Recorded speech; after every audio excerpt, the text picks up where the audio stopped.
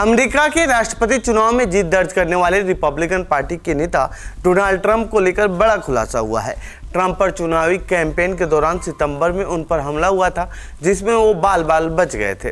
अब इस हमले को लेकर अमेरिका ने ईरान पर बड़ा आरोप लगाया है और दावा किया है कि ईरान ने ही ट्रंप की हत्या की साजिश रची थी। मैनहट्टन की यूनियन कोर्ट में दायर आपराधिक शिकायत में आरोप लगाया गया है कि ईरान के अर्धसैनिक क्रांतिकारी गार्ड के एक अधिकारी ने ट्रंप पर नजर रखने और उन्हें मारने की प्लानिंग की थी। डोनाल्ड ट्रंप पर हुए हमले को लेकर दर्ज शिकायत में बताया गया है कि ईरान सरकार का एक कर्मचारी ट्रंप की हत्या की साजिश में शामिल था, जिसका नाम फरहाद सकेरी है और पूरा काम उसे सौंपा गया था। इसमें कहा गया कि सकेरी ने ईरान में रहते हुए FBI एजेंटों के साथ रिकॉर्ड की गई फोन पर बातचीत में कथित साजिशों की डिटेल का खुलासा किया है।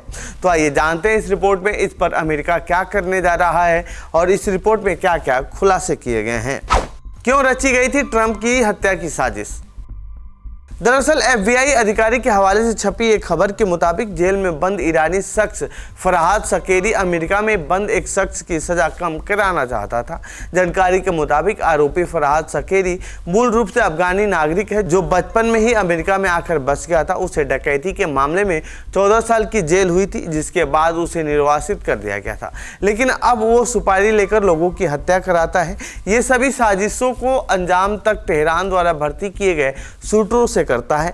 ये एक गैंग भी चलाता है, जिनमें मुख्य रूप से तेहरान से हायर किए गए शूटर शामिल हैं। इस केस की जांच कर रहे अधिकारियों को सकेरी ने बताया था कि ईरान के अर्धसैनिक क्रांतिकारी गार्ड में एक संपर्क ने उससे पिछले सितंबर में निर्देश दिया था कि वह अपने अन्य कामों को अलग रखे और 7 दिनों के भीतर ट्रंप की निगरानी करने और उन्हें मारने की योजना बनाए। इसके लिए उसे मोटी रकम की पेशकश की गई थी। क्या चुनाव के बाद भी है ट्रंप को खतरा?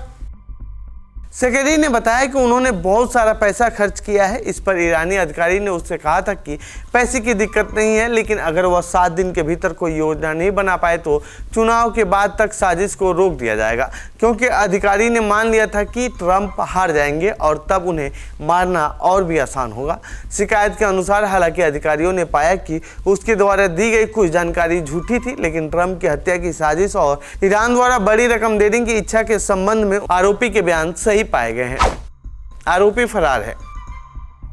सकेरी फिलहाल फरार है और ईरान में ही है। 2 अन्य लोगों को इस आरोप में गिरफ्तार किया गया था, जिन्होंने आरोप लगाया था कि सकेरी ने उन्हें प्रमुख ईरानी अमेरिकी पत्रकार मसीह अलीनेजाद का पीछा करने और उनकी हत्या करने के लिए भर्ती किया था। हालांकि साजिश नाकाम कर दी गई। बर्लिन से एसोसिएट प्रेस से फोन पर बात करते हुए अलीनेजाद ने कहा कि मैं बहुत हैरान हूं, यह मेरे खिलाफ तीसरा प्रयास है और यह चौंकाने वाला है। सोशल मीडिया प्लेटफॉर्म एक्स पर एक पोस्ट में उन्होंने कहा कि मैं अभिव्यक्ति की आज़ादी के अपने पहले संशोधन के अधिकार का अभ्यास करने के लिए अमेरिका आई हूं। मैं मरना नहीं चाहती, मैं अत्याचार के खिलाफ लड़ना चाहती हूं और मैं सुरक्षित रहने की हकदार हूं। मेरी सुरक्षा के लिए कानून लागू करने वालों का शुक्रिया, लेकिन मैं अमेरिकी सरकार से अमेरिका की राष्ट्रीय सुरक्षा की रक्षा करने का आग्रह करती हूं। कब हुआ था ट्रंप पर हमला? बता दें कि डोनाल्ड ट्रंप कमला हैरिस को हराकर ऐतिहासिक जीत दर्ज की है। ऐसे में न्याय विभाग द्वारा उन पर हमले की साजिश का खुलासा चौंकाने वाला है। हालांकि ऐसा पहली बार नहीं है जब उन पर हमले की साजिश रची गई है।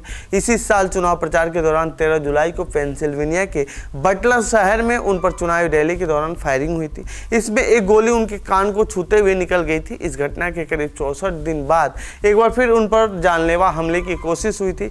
उस वक्त ट्रंप फ्लोरिडा में पॉम बीच काउंटी के इंटरनेशनल गोल्फ क्लब में मौजूद थे।